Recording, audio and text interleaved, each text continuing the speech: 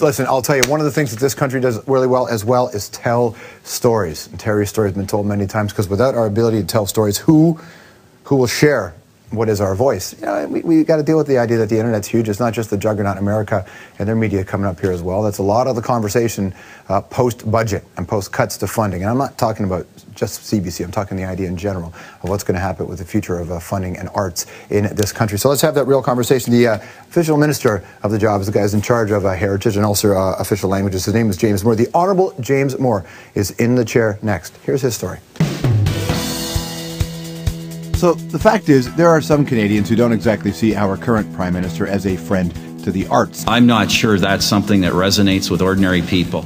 In 2008, the PM famously referred to artists as people who attend rich galas, and that the government had to trim some arts funding to stay on budget. Now, here's the interesting paradox. The government minister responsible for arts and culture, James Moore, is widely seen as a friend by those very same artists, because James, born and raised in British Columbia, is many things. Before getting into politics, he worked in radio, first elected as an MP with the Canadian Alliance, and at 24, was the youngest elected MP in British Columbia's history. He loves hip-hop, mixed martial arts, motorcycles, and at one point, he hooked up with other motorcycle-riding MPs. Their name?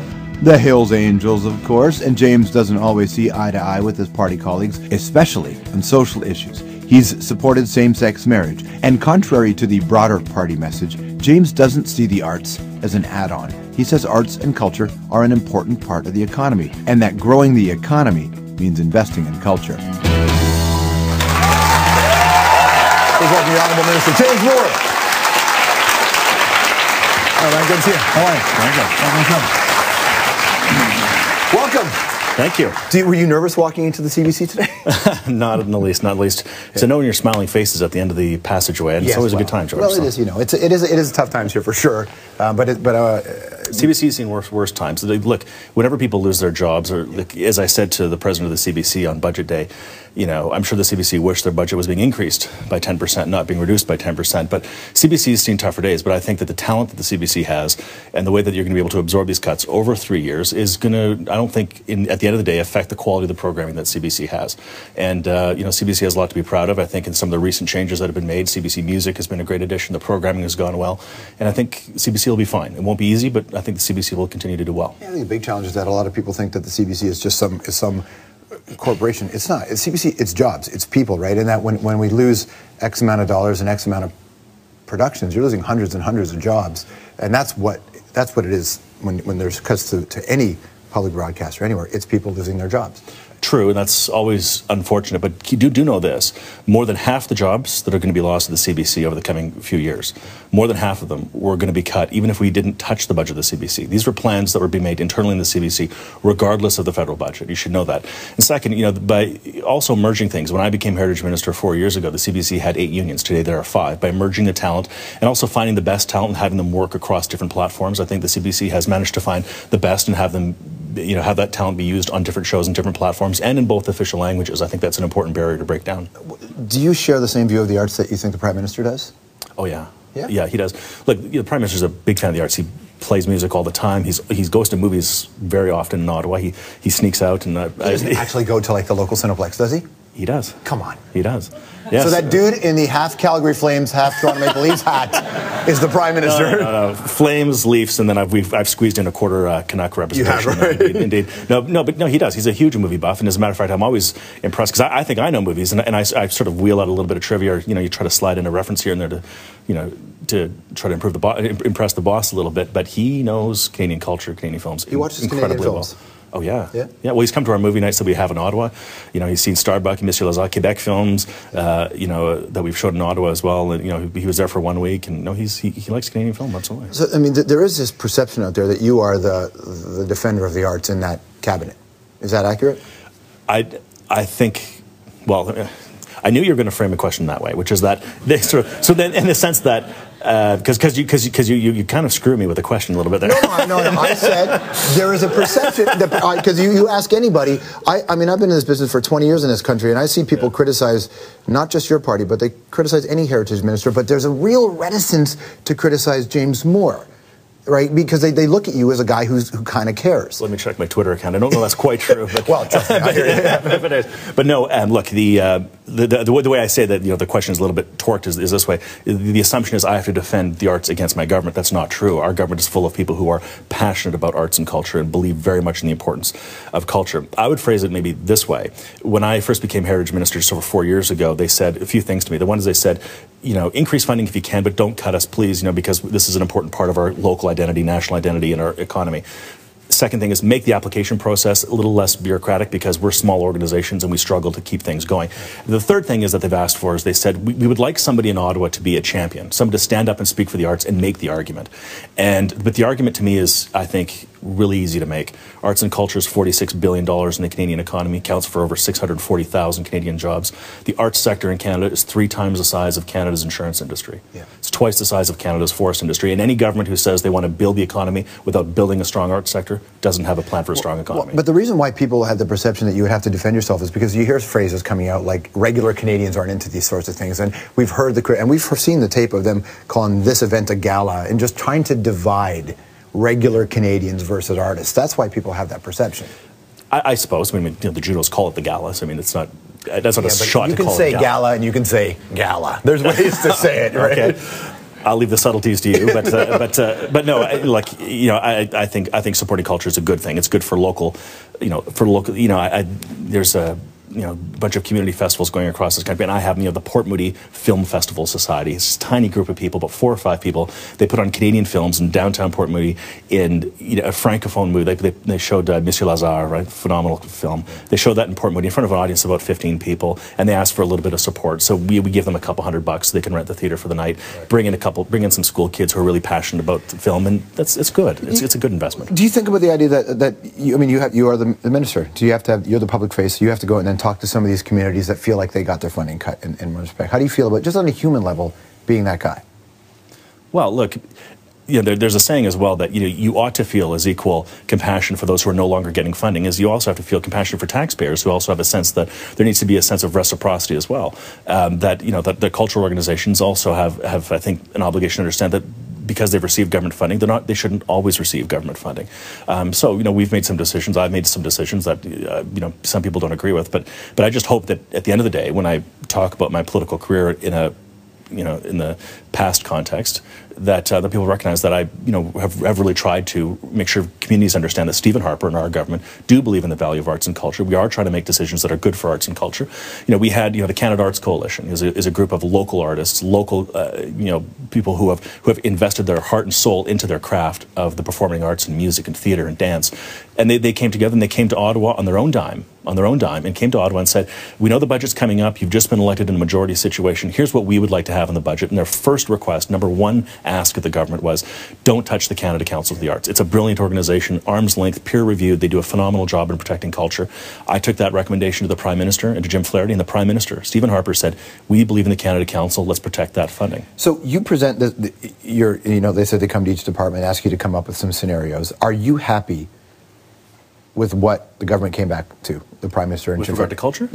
Yeah, because I think it's a good mix. The CBC angle. I know it's a frustration, for you and those at the CBC, and it's perfectly a human reaction. But I think if you look at the sweep of everything that we did, no cuts to our national museums, no cuts to local museums or galleries, protecting direct funding for artists, protecting the Canada Council for the Arts.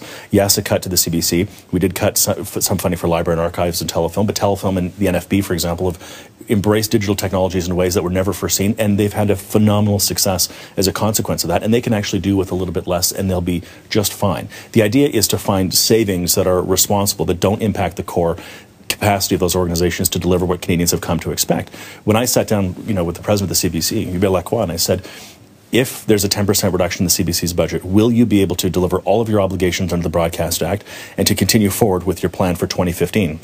2015 plan, by the way, is a very simple way of saying all Canadian content on the CBC, which should absolutely be the case, staying in the regions, not having big empires in the biggest cities, but staying in the regions, connecting Canadians, as we just talked about, making sure that we have digitization of it, and also protecting the official language footprint. Sticking around more with the Honourable Member James Morgan after this.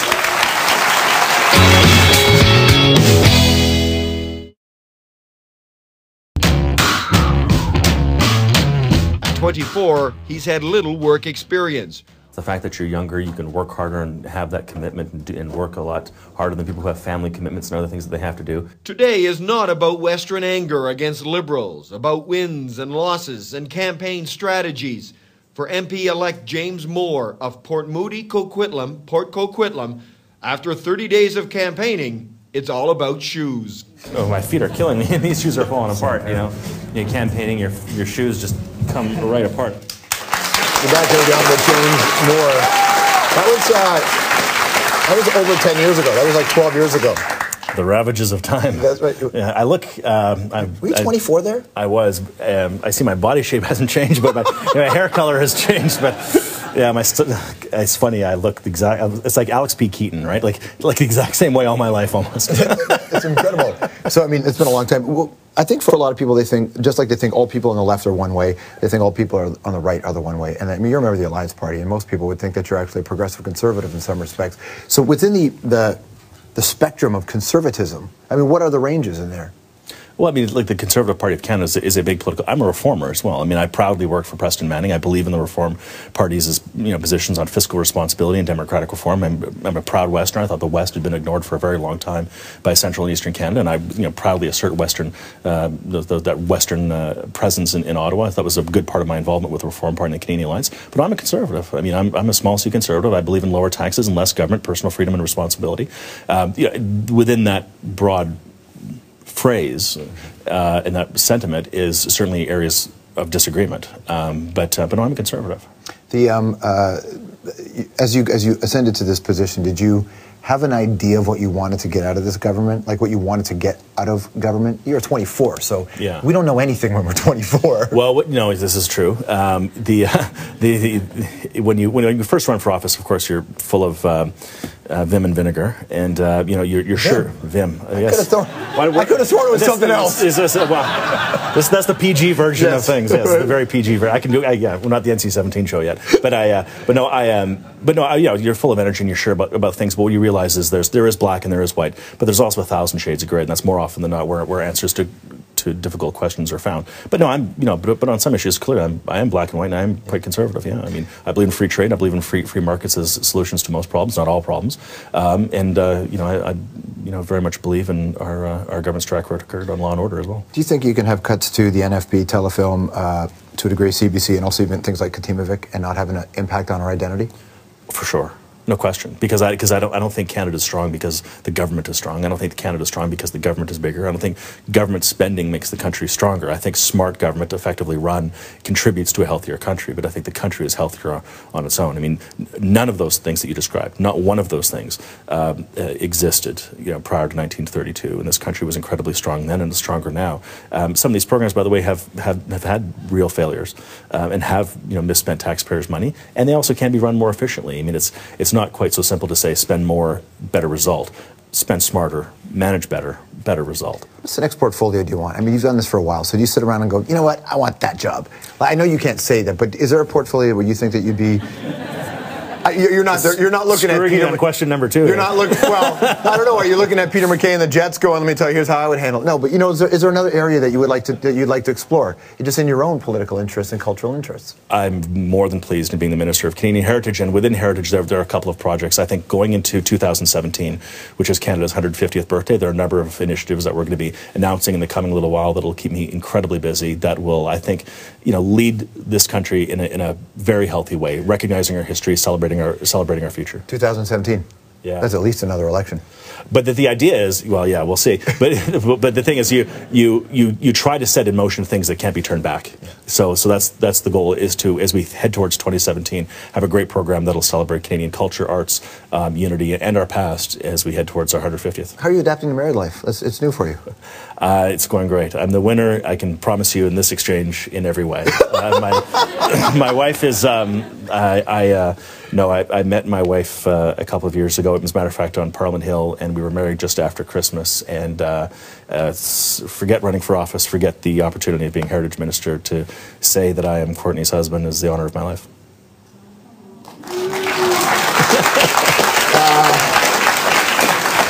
Spoken like a guy who's only been married for a handful of months. Yes.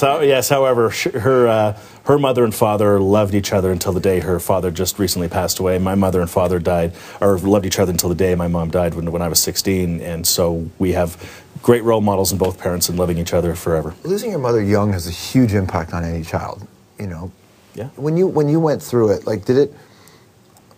What do you remember the most? Like the biggest impact on you, aside from losing your mom?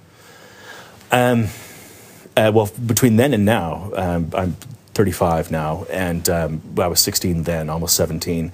The truth is, my sister, I have two older sisters, we've actually never really fought. I think that's sort of the benefit of that, is that we sort of recognize the preciousness and the shortness of life. But I also recognize, a personal confession here is that I wasn't as good a son as I should have been when she died.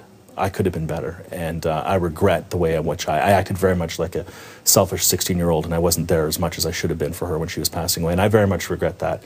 And so I try to take every moment now that I have with my sisters and my dad and now my wife and my nieces and enjoy those as much as I can, because I wasn't as good a son as I should have been. I was a typical selfish 16-year-old, and it's the great regret of my life, and I try to fix it. You were 16. You were a kid. I could have been better. I don't beat myself up too much about it, but you say the lesson, that's a lesson for sure. And sometimes you experience that by going through darkness, thinking back, say, man, I really missed the opportunity to say goodbye when I could have. I missed that opportunity to let her know how much that I know that she loves me. Forget saying that you love her. Yeah. You can say that 1,000 times, but when somebody's passing away, to give them the assurance when they know that their sun is about to set, to make sure that they know, Mom, I know that you love me, just so you know that I know that you do. I missed that opportunity, and I regret that. But who knows? Maybe she's watching. She probably is. We'll She'll be proud of you. Good to see you, man. Thank you. Thanks so much. Thank you. The Honorable James Moore. We'll be right back.